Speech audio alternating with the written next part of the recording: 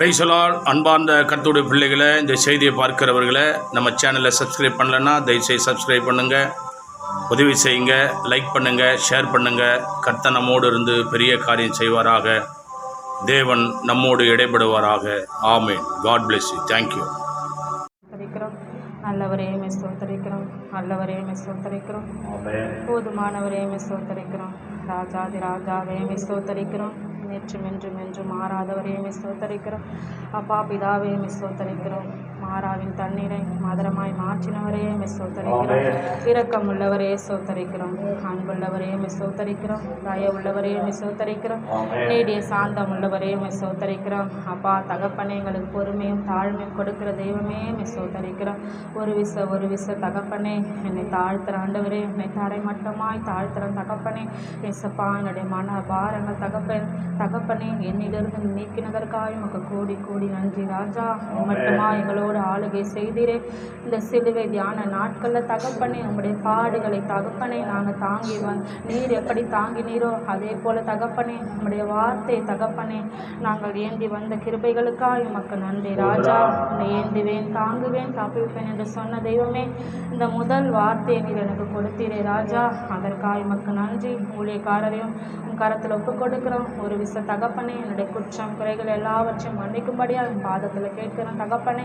இந்த வார்த்தை கொடுத்ததற்காக உமக்கு கோடி கோடி நன்றி தகப்பனே. இந்த 3வது வருடத்தில் தகப்பனே, இந்த வார்த்தை மன்னிப்பு என்ற வார்த்தை நீர் எனக்கு கொடுக்க சித்தமாய் வைத்தீரே. அதற்காக உமக்கு கோடி நன்றி ராஜா. எல்லாவற்றையும் திருக்கத்தில் ஒப்பு கொடுக்கிறோம். இயேசுவின் மூலம் ஜெபிக்கிறோம் ஜீவனுள்ள நல்ல பிதாவே, ஆமென். மன்னியுங்கள் என்று சொன்னவரே, மன்னிக்கும் இதயம் தாரும். மன்னியுங்கள் என்று சொன்னவரே, மன்னிக்கும் இதயம் தார். மன்னிக்கும் இதயம் தாரும், மன்னிக்கும் இதயம் தாரும், மன்னிக்கும் இதயம் தாரும், மன்னிக்கும் இதயம் தாரும். சிலுவையின் அன்பை மூற்றுமையா, மன்னிக்கும் உள்ளத்தை தாருமையா. சிலுவையின் அன்பை மூற்றுமையா, மன்னிக்கும் உள்ளத்தை தாருமையா. எதிர்த்தவரை மன்னிக்கிறேன், வெறுத்தவரை மன்னிக்கிறேன், எதிர்த்தவரை மன்னிக்கிறேன், வெறுத்தவரை மன்னிக்கிறேன். மன்னியுங்கள் என்று சொன்னவரே, மன்னிக்கும் இதயம் தாரும். மன்னியுங்கள் என்று சொன்னவரே, மன்னிக்கும் இதயம் தாரும். துன்பங்கள் தந்தோரை மன்னிக்கிறேன், துரோகங்கள் செய்தோரை மன்னிக்கிறேன். துன்பங்கள் தந்தோரை மன்னிக்கிறேன், துரோகங்கள் செய்தோரை மன்னிக்கிறேன். சபித்தோரை நேசிக்கிறேன், சத்துருவை நேசிக்கிறேன். சபித்தோரை நேசிக்கிறேன், சத்துருவை நேசிக்கிறேன். மன்னியுங்கள் என்று சொன்னவரே, மன்னிக்கும் இதயம் தாரும். மன்னியுங்கள் என்று சொன்னவரே, மன்னிக்கும் இதயம் தாரும். நிந்தைகள் செய்தோரை மன்னிக்கிறேன், வேதனை அளித்தோரை மன்னிக்கிறேன். நிந்தைகள் செய்தோரை மன்னிக்கிறேன், வேதனை அளித்தோரை மன்னிக்கிறேன். பகைத்தவரை மன்னிக்கிறேன், பல முறைகள் மன்னிக்கிறேன். பகைத்தவரை மன்னிக்கிறேன், பல முறை மன்னிக்கிறேன். மன்னியுங்கள் என்று சொன்னவரே, மன்னிக்கும் இதயம் தாரும்.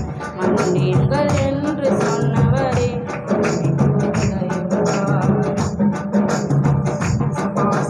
ஸ்தோத்திரம். முதல் வார்த்தை இயேசு கிறிஸ்து சிலுவையிலே தொங்கிக் கொண்டிருக்கும் பொழுது பேசின வார்த்தை. அப்பொழுது லூக்கா 23வது அதிகாரம் 34. அப்பொழுது இயேசு, பிதாவே, இவர்களுக்கு மன்னியும், தாங்கள் செய்வது இல்லை என்று அறியாது இருக்கிறார்களே என்றார். அவருடைய வஸ்திரங்களை அவர்கள் பங்கிட்டு விட்டு போட்டார்கள். கர்த்தருக்கு ஸ்தோத்திரம். கர்த்தர் பார்த்தீங்கன்னா அவர் சிலுவையில் பாடுபட்டு கொண்டிருக்கிறார். அந்த எருசலேம் வீதியில் அடிக்கப்பட்ட தேவ ஆட்டுக்குட்டியை அவரால் பாரமான சிலுவை கொண்டு தூக்க முடியாத ஒரு பாரம் அந்த சிலுவையில் அடிக்கிறாங்க. அவரை ரொம்ப துன்படுத்துகிறாங்க. அவரால் முடியல.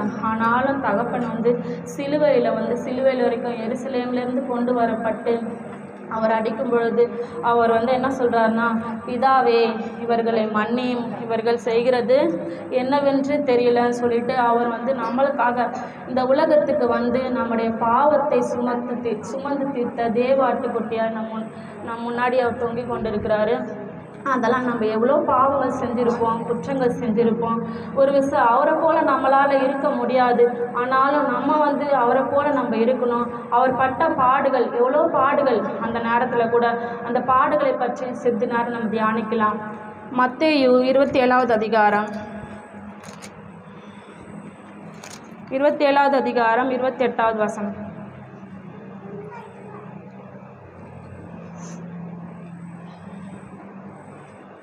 அவர் வஸ்திரங்களை கழட்டி சிவப்பான மேலைக்கு அவருக்கு உடுத்தி.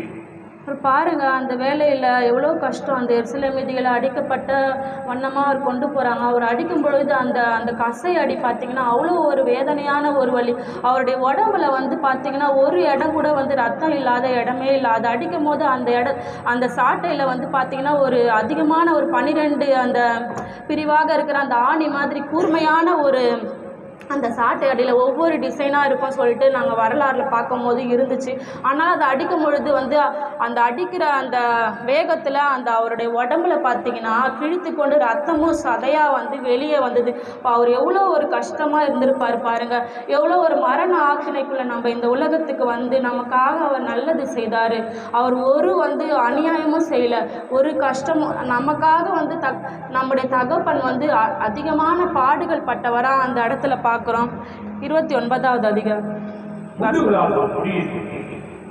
அவர் சிரச்சென்மை வைத்து அவர் வலதுகையில் அவரை கோடை கொடுத்து அவர் முன்பாக முழங்கால் படித்து இவருடைய ராஜாவே வாழ்க்கை என்று பாருங்க, அவர் யூதருடைய ராஜானே தெரியாம அங்க இருக்கிறவங்களாம் பாருங்க கல் நெஞ்சக்காரங்களா இருக்கிறாங்க, கயவர்களா இருக்கிறாங்க. முள்முடி சூட்டப்பட்ட நம்ம அப்பாவுக்கு பார்த்தீங்கன்னா கிரீடம் சுமக்குனாங்க. நம்ம அவருக்கு வைரத்தாலும் வைடூரியத்தாலும் மாணிக்கத்தாலும் பொன்னாலும் அவர் தலையில வைக்க வேண்டிய கிரீடை நம்ம வைக்கிறவங்களா இருக்கிறோம். ஆனாலும் அந்த ரோம போர்ச்சவர்கள் பாருங்க எவ்வளோ ஒரு நரக வேதனை நம்ம அப்பா கொடுமைப்படுத்திருக்கிறாங்க. முள்ளுகளால் அந்த தலையில வைக்கும் போது அந்த பாரம் அவரால் கிழித்து கொண்டு ரத்தமும் சதையுமா அந்த இடத்துல இருந்து வெளியே வந்தது. எவ்வளோ ஒரு கஷ்டமான நேரம். நமக்கு ஒரு அடி பட்டாலே எவ்வளோ கஷ்டப்படுவோம். சின்ன காலில் ஒரு காயப்பட்டாலே நம்ம என்ன பண்ணோம், ஐயோ வலிக்குதே என்னால் முடியலையே அப்படின்னு சொல்லிட்டு நம்ம கஷ்டப்படும். ஆனால் பாருங்க, அவர் எவ்வளோ அடிப்பட்டார். அவர் கைகள்லையும் கால்கள்லையும் ஆணி கடாப்பட்ட காயமாக அவர் அந்த இடத்துல மூச்சு கூட விட முடியாது அவரால். ஒரு நாள் ஃபுல்லாகவே அவர் நைட்டு ஃபுல்லாகவே அவர் சித்திரவதை பண்ணுறாங்க. ஆனாலும் கூட பாருங்கள், கர்த்தர் பிதாவே இவர்களை மன்னி, இவர்கள் செய்கிறது என்னவென்று அறியாமலே இருக்கிறாங்க. அறியாமல் இருக்கிற ஜனங்களாக இருக்கிறாங்க. யூதருடைய ராஜானே தெரியாமல் என்ன பண்ணுறாங்க, அவங்க ரொம்ப அவரை கஷ்டப்படுத்துகிறாங்க, இகழ்கிறாங்க. ஒரு கூட்ட ஜனங்க என்ன சொல்லுது, இவர் 3 நாளே தேவாலயத்தை கட்டி இடிக்கிறேன்னு சொன்னாரே, பெடிக்கட்டும். அப்புறம் ஒரு கூட்ட ஜனங்க என்ன சொல்கிறாங்க, இவர் தன்னைத்தானே ரட்சிக்கிறேன்னு சொன்னார், சிலுவையிலிருந்து இறங்கி வரட்டும் அப்படின்னு சொல்கிறாங்க. அவரால் முடியுங்க, அவரால் முடியாதது ஒன்றுமே இல்லை. அவரால் எல்லாமே கூட, இந்த வானம் பூமி அவருக்கே எல்லாமே சொந்தம். வானம் சிம்மாசன பூமியாக அவருக்கு பாதப்படி எல்லாமே அவரால் முடியும். அவரால் கூடாதது ஒன்றுமே இல்லை. ஆனாலும் அந்த வேலையில் என்ன பண்ணுறாருன்னா சகித்து கொள்கிறாரு, பொறுமையாக இருக்கிறாரு, மன்னிக்கிறாரு. இந்த உலகத்துக்கு நம்ம எதற்காக வந்தோம், பிதாவும் அவரை ஒரே அன்பில் பிரியமாக இருக்கிறாங்க. அவங்க எப்பவுமே பிரியாதவர்களாக இருக்கிறாங்க. அவர் பிதாவின் சித்தப்படியே நடக்கிற ஒரு மகனாய் குமாரன் இந்த உலகத்துக்கு கொண்டு வரப்படுறாரு. அது மாத்திரமில்லை, அவருடைய பட்ட வேதனை எப்படி இருக்கும் பாருங்க. நமக்கு எவ்வளோ ஒரு பாரமாக நம்ம அந்த சேனலில் ஏதாவது அந்த பாட்டு சிலுவை பாட்டு எப்பொழுதுமே அவரை நோக்கி நம்ம பார்க்கும் பொழுது அந்த பாடுகளை குறித்து இன்னுமா தியானிக்கும் பொழுது நமக்கு ரொம்ப கஷ்டமாக இருக்கும். ஆனாலும் கூட அவரை பரிகாசம் பண்ணுற ஜனங்களா அந்த இடத்துல வந்து எவ்வளோ பேர் நின்று பார்த்து கொண்டு நிற்கிறாங்க. இவருனா இப்படி பண்ணாரே, அப்படி பண்ணாரே, இவர் இறங்கி வரட்டுமே, இவரால் முடியுமே சொன்னார், இப்போ என்ன பண்ணுவார் அப்படின்லாம் கூட சொன்னாங்க. வாசிங்க 30வது வசனம். அவர் மேல் துப்பி அந்த கோலை எடுத்து அவரை சிறையில் அடைத்தார். பாருங்க, அவர் மேல துப்புற ஜனங்க அந்த இடத்துல பாருங்க. அந்த போர்ச்சவர்களும் அங்கே நின்று பார்த்துட்டு இருக்க ஒரு கூட்ட ஜனங்களும் அவர்கிட்ட எவ்வளோ அதிசயம் வாங்கியிருப்பாங்க, அவர்கிட்ட அற்புதங்கள் வாங்கியிருப்பாங்க, எல்லாமே வாங்கியிருப்பாங்க. ஆனால் என்ன பண்ணுறாங்க, அவரை துப்புறாங்க, துப்புறாங்க. அவர் வந்து இந்த உலகத்தை படைச்சவர் என்று தெரியாமலே அந்த ஜனங்களுடைய கண்கள் வந்து குருடா இருக்கிறதுனால வந்து அவர் வந்து பரியாசம் பண்ற ஜனங்களா இருக்கிறாங்க. 38 மத்தேயு 27:38 அவரை பரியாசம். அவர் வலது பக்கத்தில் ஒருவனும் அவர் இடது பக்கத்தில் ஒருவனுமாக 2 கல்லர்கள் அவரோட கூட சிலுவிலே அறையப்பட்டார்கள். இப்போ பாருங்க, அவருடைய பக்கத்தில் கூட வந்து 2 பேர் இருக்கிறாங்க, கல்லருங்க. அவங்க கூட பாருங்க அவரை வந்து ரொம்ப கஷ்டப்படுத்தி பேசுகிறாங்க. இவர் என்ன இப்படி பண்ணாரு, அப்படி பண்ணாரு.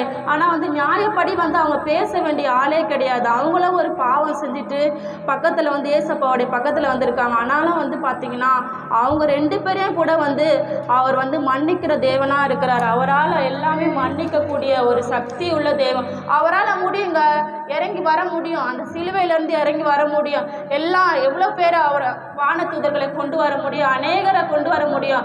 அவரால் முடியாது ஒன்றுமே இல்லை. ஆனாலும் பாரமான சிலுவை கொண்டு தான் அந்த நேரத்தில் கூட ஏசப்பா என்ன பண்ணுறாரு, சிலுவையில் தொங்கி கொண்டு அவர் மரண வேதனை, இந்த உலகத்திற்கு எவ்வளோ நன்மைகளை செஞ்ச தெய்வமாக இருக்கார். ஆனால் கூட அந்த வேலையில் வந்து அவர் ரொம்ப கஷ்டப்படுறாரு, மனவேதனை அடைகிறாரு. அங்கே நடந்து போகிறவங்க அவரை வந்து இகழ்கிறாங்க. மத்தேயு 27:35 வசனம் பண்ணி. அவரை சிலுவையில் அறைந்த பின்பு அவர்கள் சீட்டு போட்டு அவருடைய வஸ்திரங்களை பங்கிட்டுக் கொண்டார்கள். என் வஸ்திரங்களை தங்களுக்குள்ளே பங்கிட்டு என் உடைகளை சீட்டு போடுவார்கள்.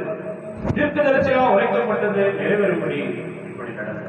அங்கே பாருங்க, அவர் தொங்கிக் கொண்டிருக்கும் போது அவருடைய மேல் வஸ்திரத்தின் ஆடை சிவப்பங்கி அவருக்கு உடுத்தி, அந்த ஆடையை கூட என்ன பண்ணுறாங்க, அவர் போட்டிருந்த ஆடையை கூட விலையேற பெற்ற ஆடைங்க. அந்த ஆடையில் எவ்வளோ பேர் அவருடைய தொங்கலை தொட்ட உடனே வந்து பாருங்கிறாங்க வல்லமை அவர்லேருந்து புறப்பட்டு ஒவ்வொரு பிள்ளைகளுக்கும் அந்த உதிரப்போக்கால் இருந்த ஒரு மகள் கூட பாருங்க, அவருடைய ஆடை விலையேற பெற்ற ஆடைங்க. அந்த ஆடையை தொட்ட உடனே கூட அந்த மகளுக்கு ஒரு சொஸ்தத்தை கண்ட அந்த மகள் அவரை வந்து மகிமைப்படுத்தினாருங்க. அதே போல் வந்து அந்த ஆடை விலையேற பெற்ற ஆடை கூட என்ன பண்ணுறாங்க, அவங்க வஸ்திரங்களை வந்து பங்கு போடுறாங்க. குழுக்கள் சீட்டு முறையில் பங்கு போட்டு நீ எடுத்துக்கணுமா, நான் எடுத்துக்கணுமா சொல்லிட்டு அவங்க வந்து ரொம்ப வந்து அவரை கொடுமையாக படுத்துகிறாங்க. இதே போல் அந்த வேலையில் கூட அவர் என்ன பண்ணுறாரு, பிதாவே இவர்களை மன்னியும் என்று தேவன் வந்து ஏசப்பா வந்து சொல்கிறார். ஏசாயா 53:12 அதிகாரத்தை வாசி.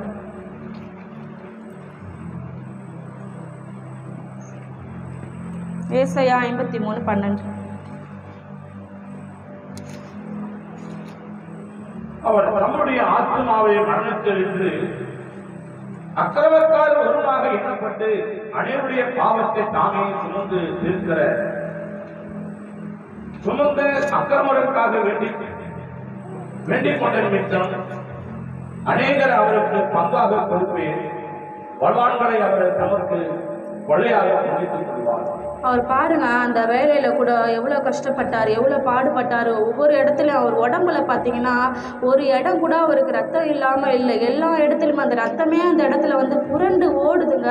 அப்படி ஒரு வலி, அப்படி ஒரு வேதனை. முதுவெல்லாம் பார்த்தீங்கன்னா அவருக்கு கிழிக்கப்பட்ட ஒரு வண்ணமாக இருக்குது, தலையெல்லாம் ரத்தம் அவருக்கு. ஆனாலும் கூட பாருங்க, பிதாவே இவர்களை மன்னியும் சொல்கிறாரு.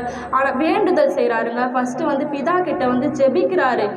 பிதா கிட்ட ஜெபிக்கிறதுனால வந்து அவங்களுடைய பாவங்கள் எல்லாம் மன்னிக்கப்படணும். இந்த உலகத்துக்கு நான் வந்தது எதுக்கு, பாவங்களை மன்னிக்க தான் வந்தேன். அதனால் வந்து என்ன பண்ணுறாரு, பிதா கிட்ட வேண்டுதல் செய்கிறாரு.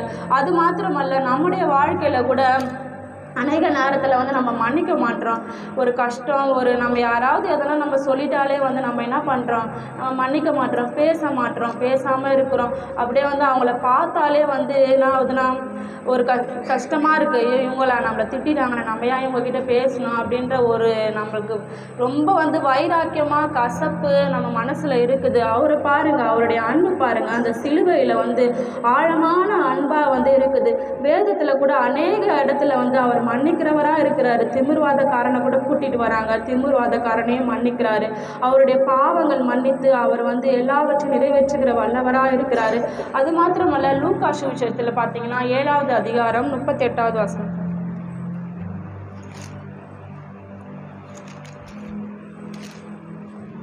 லூக்கா 7:37-38.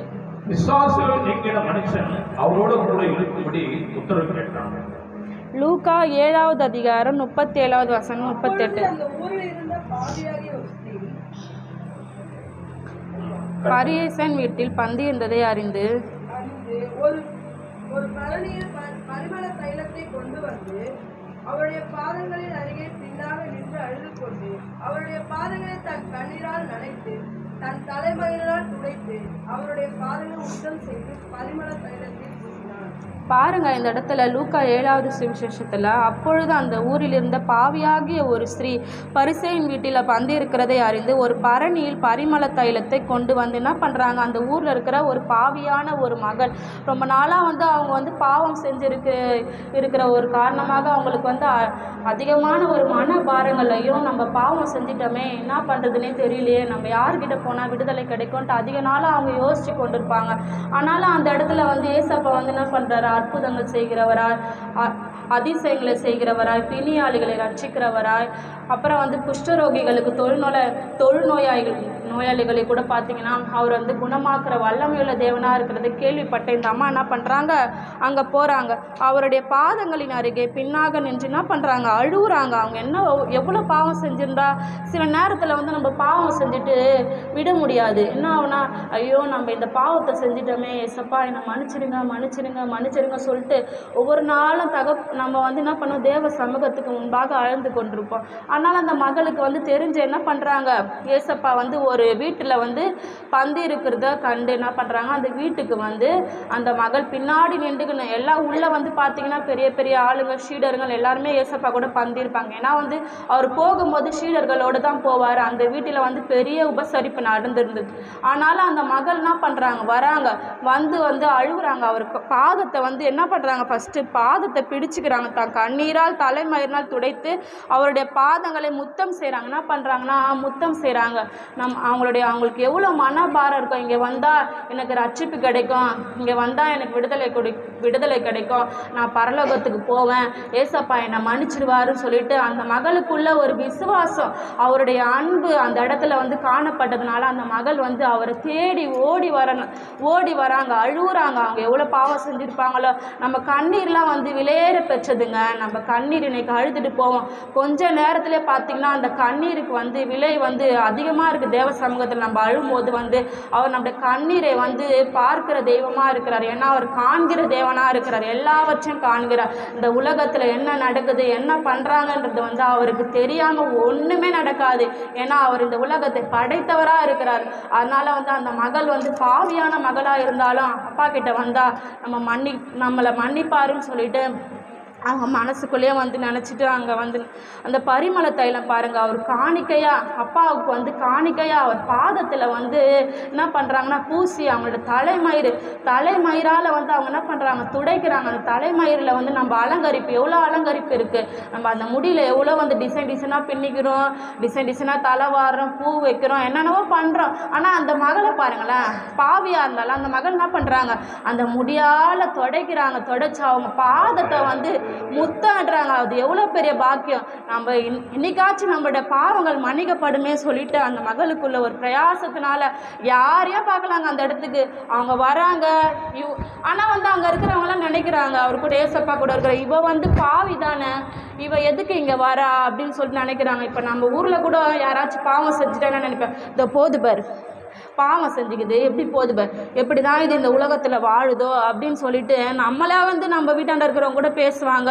அது நடக்கிற ஒரு விஷயம். ஆனால் பாரு அங்கே இருக்கிறவங்களும் அதே போல் தான் உள்ளே வந்து சொல்லிட்டு இருப்பாங்க, என்னன்னா பாவம் செய்கிறாங்க, இவர் பாரு ஏசப்பாக்கு தெரியாதா, ஏசப்பா இதெல்லாம் பார்க்க மாட்டாரா அப்படின்னு சொல்லிட்டு அவங்களே வந்து பேசின்னு இருப்பாங்க. ஆனால் அப்பாவுக்கு தெரியும் யார் நல்லவங்க யார் கெட்டவங்க எல்லாமே தெரியும். ஏன்னா அவர் மன்னிக்கிற தெய்வமாக இருக்கிறார். அப்புறம் பார்த்தீங்கன்னா லூக்கா 7:44 படிங்க. ஸ்திரீயினிடமாய் திரும்பி சீமோனை நோக்கி, இந்த ஸ்திரீயை பார்க்கிறாயே, நான் உன் வீட்டில் பிரவேசித்தேன், நீ என் கால்களுக்கு தண்ணீர் தரவில்லை, இவளோ பன்னீரால் என் கால்களை நனைத்து தன் தலைமயிரினால் அவைகளை துடைத்தான். பாருங்க, ஸ்ரீ இந்த மாதிரி திரும்பி சீமோன் வந்து நினச்சிட்டு இருக்காரு, இவங்க வந்து பாவியாச்சு, இந்த பாவிக்கு வந்து ஏன்தான் இந்த ஏசப்பா இப்படி பண்ணுறாரோ அப்படின்னு வந்து அவருக்குள்ள ஒரு வைராக்கியம் இருக்கும்ல. இப்போ கூட நம்ம வந்து ஏசப்பாக்கு எதனா செஞ்சாச்சு, இது வந்து செய்து பாரேன், எப்படி தான் இது வந்து செய்தோ தரல அப்படின்ற உள்ளத்தில் வந்து நம்மளுக்கு எழும்போம்.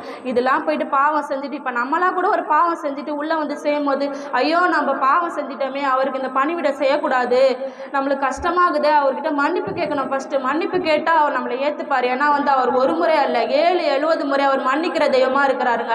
அதனால வந்து அவர் விலையேற பெற்ற தெய்வமாக இருக்கிறாரு. ஸ்ரீ இந்த மாதிரி திரும்ப சீமோனை நோக்கி, இந்த ஸ்ரீயை பார்க்கிறாயோ, நான் உன் வீட்டில் பிரவேசித்தேன், நீ என் கால்களுக்கு தண்ணீர் தரவில்லை, இவ்வளோ கண்ணீரினால் என் கால்களை நினைத்து என் தலைமயிரினால் அவைகளை துடைத்தான். அவர்கிட்ட சொல்கிறார், நான் உன் வீட்டுக்கு வந்தேன்ப்பா, ஆனால் வந்து நீ எனக்கு வந்து நான் தண்ணீரை என் என்னோட காலை வந்து என்னோட பாதத்தை கழுவ வந்து நீ தண்ணீர் தரல. ஏன்னா நீ வந்து பணக்காராக இருந்தாலும் வந்து ஏழையாக இருந்தாலும் அப்பா வரும்போது எப்படி இருக்கணும், அவரை உபசரிக்கிற பிள்ளைகளாக இருக்கணும். ஏன்னா அவர் வரும்போது நம்ம வந்து கொடுத்து வைத்த பிள்ளைகளாக இருக்கணும். நம்ம வீட்டுக்கு வந்து வராருன்னா பெரிய விஷயம் இல்லைங்க அதுங்க.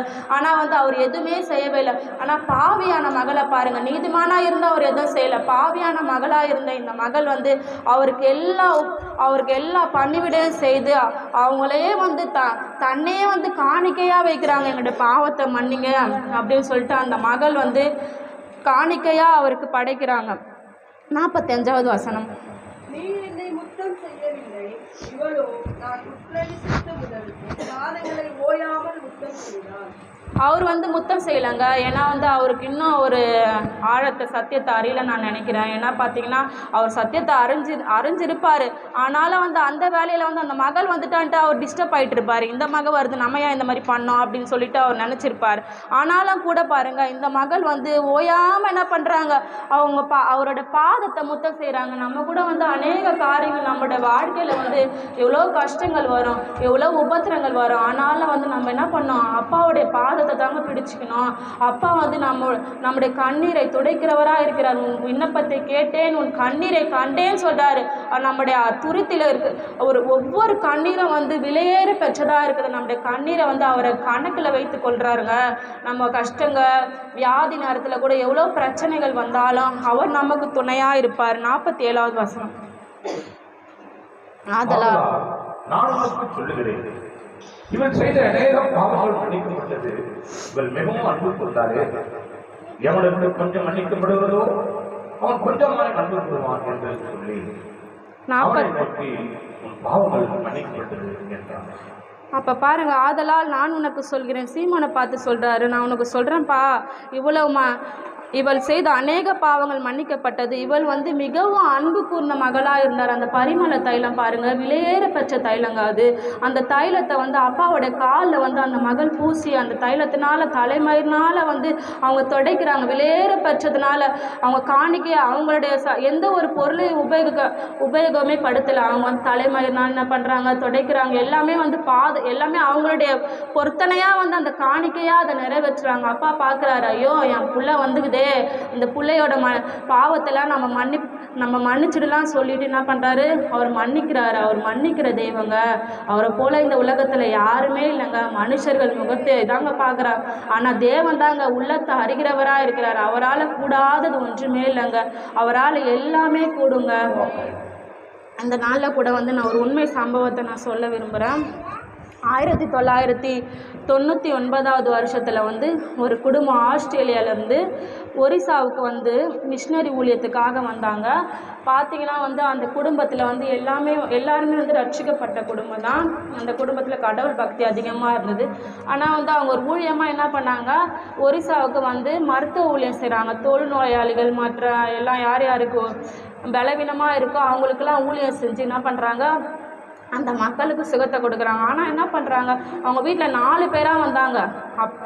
அப்பா, அம்மா, மனைவி, இது மாதிரி பிள்ளைங்க, 4 பேர் வந்தாங்க. என்ன பண்ணுறாங்கன்னா, அந்த குடும்பத்தையே வந்து அவங்கள பிடிக்காதவங்க என்ன பண்ணுறாங்க, அழிச்சிடுறாங்க. தாராசிங்கிற ஒரு கொலையாளி தான் என்ன பண்ணுறாரு, அந்த குடும்பத்தையே அழித்து எரிச்சிடுறாங்க உயிரோட.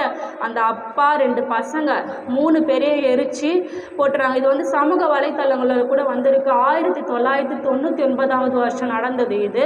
ஆனாலும் கூட அந்த மகள், அந்த தாயார் மட்டும் தான் இருந்தாங்க. அந்த தாயார்கிட்ட கேட்டதுக்கு அவங்க சொல்கிறாங்க, நான் மன்னிக்கிற குணமாக இருக்கிறேன், நான் ஏசப்பாவுடைய பிள்ளை, நான் மன்னிக்கிறேன்னு சொல்லியிருக்காங்க. அது அந்த நேரத்தில் யாருமே இருந்தாலும் அந்த ஒரு கஷ்டமான, அது பேப்பரில் கூட வந்திருக்கு, மிஷினரி ஊழியர் செய்ய வந்தவங்க தான். அந்த கஷ்டமான வேலையில் யார் என்ன பண்ணுவோம், நம்மளாம் அநேக பேர் ரட்சிக்கப்பட்டு இருந்தாலும் ரட்சிக்கப்படாது இருந்தாலும் கோபம் வரும். ஆனால் அந்த மகளுக்கு கோபமே வரலைங்க, மன்னிச்சாங்க. அதே போல் தான் நம்முடைய வாழ்க்கையில் கூட அநேக காரியங்கள், நம்ம அப்பாவுடைய பிள்ளையாக இருக்கிறோம், நம்ம மன்னிக்கிறவங்களாக இருக்கும்பொழுது கர்த்தர் நம்மளை தேற்ற வல்லவராக இருக்கிறார். இந்த நாளில் கூட கர்த்தர் கொடுத்த இந்த வார்த்தைக்காய் கோடி கோடி நன்றி.